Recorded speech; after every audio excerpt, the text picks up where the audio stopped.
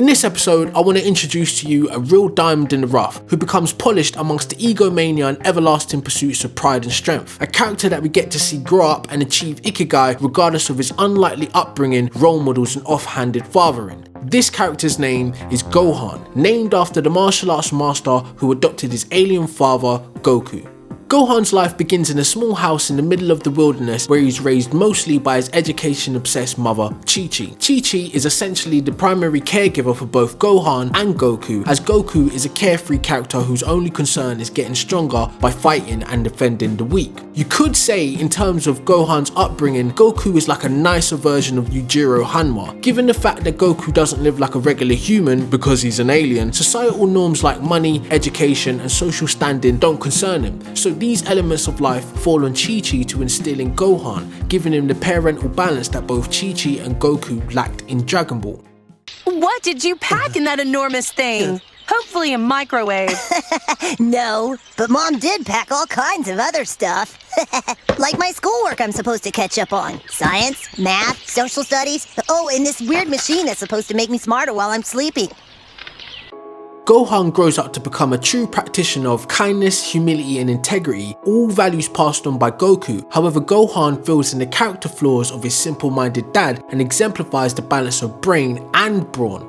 Fun fact, in the series, various characters are named after foods and Gohan just happens to mean rice or meal, so subjectively speaking, Gohan represents wholeness, the piece that balances a meal, while Goku means aware of emptiness, which is evident in his own origin story and pursuit of power. Raised by a village of fighters who are essentially a ragtag group of his dad's friends and ex-enemies, Gohan has high expectations placed on him from the jump, from his human family and his alien family. He's essentially like a symbol of a covenant between men and gods, a demigod if you will, or a bridge that represents infinite potentiality for both humans and Saiyans.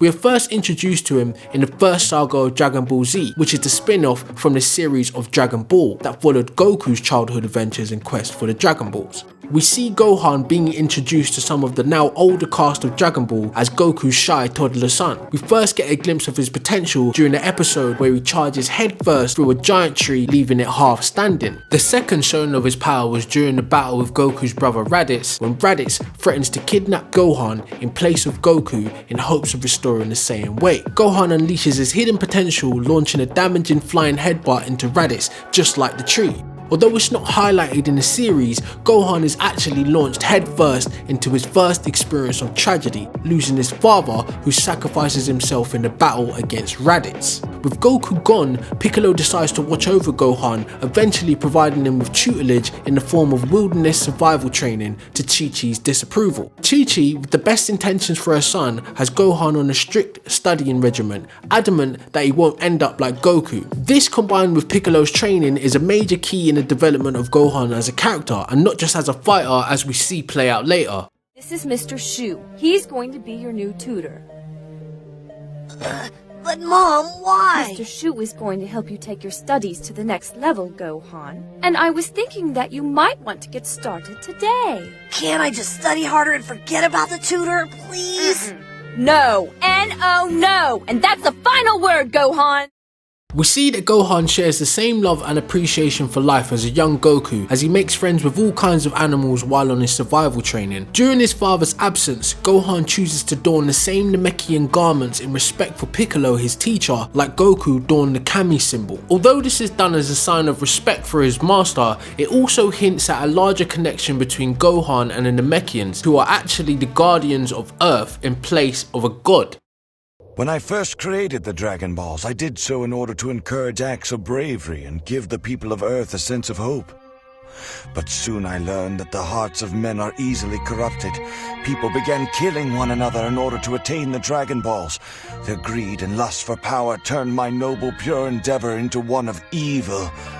However, Time goes on, progressing through the Saiyan saga, Garlic Jr. saga, Frieza saga, and the beginning of the Android/Cell saga, where Gohan is still a small boy. Although battle tested and galactically travelled now, there is a space between Frieza and Cell saga where he was raised by the village of friends and Chi-Chi, further instilling that practical humanity side of his blood. It's at this time he gets to experience the semblance of normality before he's thrust back into the world of fighting supervillains beside his dad and friends. During the Cell Saga, Gohan gets to spend significant time with Goku, unlike in the past. They enter the hyperbolic time chamber and Gohan emerges a fully trained warrior, now a teenager, with his hidden strength surpassing almost everybody else's power level.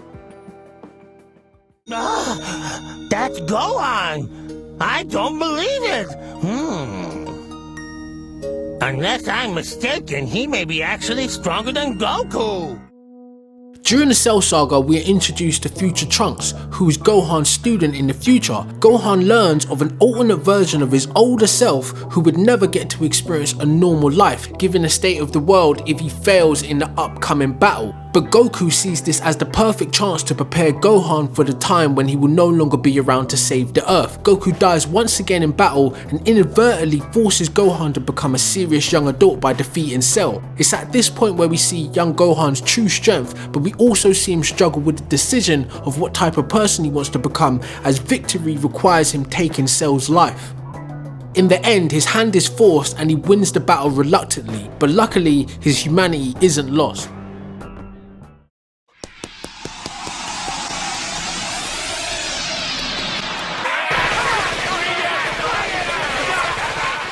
More criminals? How original. He spends the next period of time between sagas living a normal life on Earth with Chi-Chi, studying and beginning public high school, where he meets Videl and begins to grow into his own man. It's at this point where we see the strong Clark Kent / Superman influence in Gohan's character development. Gohan lightheartedly manages to compartmentalize his Saiyan powers from his normal human life by creating a masked superhero, Saiyaman, who helps people on Earth. The reason he hides his identity is because it wouldn't allow him to experience a human life if everybody knew he was the one who defeated Cell, which says a lot when he could easily approach Earth from the perspective of a godlike character like Hercule pretends to be. This humility allows Gohan to play more of a shepherd's role for humanity like Dende and Kami, instead of rushing the evolution of mankind by making them aware of their lack of power. Instead of succumbing to the endless pursuit of power like his Saiyan ancestry, Gohan decides to almost denounce that part of him to be a true human. He prioritizes education, family and a normal life over spending time in endless battles to prove his supremacy, which ironically makes him a Ubermensch or a Superman. What were you doing out there? You should have had him! Every time you throw down the gauntlet, you represent the Saiyan race, which means when you fight badly, we all look like fools! You go too easy on your opponents, always opting for mercy when you should be vicious! That is no way to win! Power is for those who can be ruthless, not bleeding hearts who shrink from dealing the final blow. Survival of the fittest, plain and simple! Despite the gripes of Vegeta thinking him weak now during the Buu saga, it's evident that Gohan has the balance that both Vegeta and Goku lack even as a late teenager. If he should ever choose to, he could surpass both of them in combat ability, but his values lie elsewhere. Sure, having something to defend or fight for can drive you. But when feelings dominate, they can just as quickly drag you down. You want your emotions to complement your strength, not shackle it. If you're too desperate to win, if love makes you afraid, you won't be able to assess the fight logically. You'll misjudge your opponent's abilities and lose. So that's it. That's what I've been doing wrong. So Gohan achieves Ikigai as an adult when he creates his family with Videl, becomes a teacher of men, a superhero, and in his spare time, a Z fighter when called upon. A structured, educated man with the power to fight, but the brain and the brawn that broke generational curses.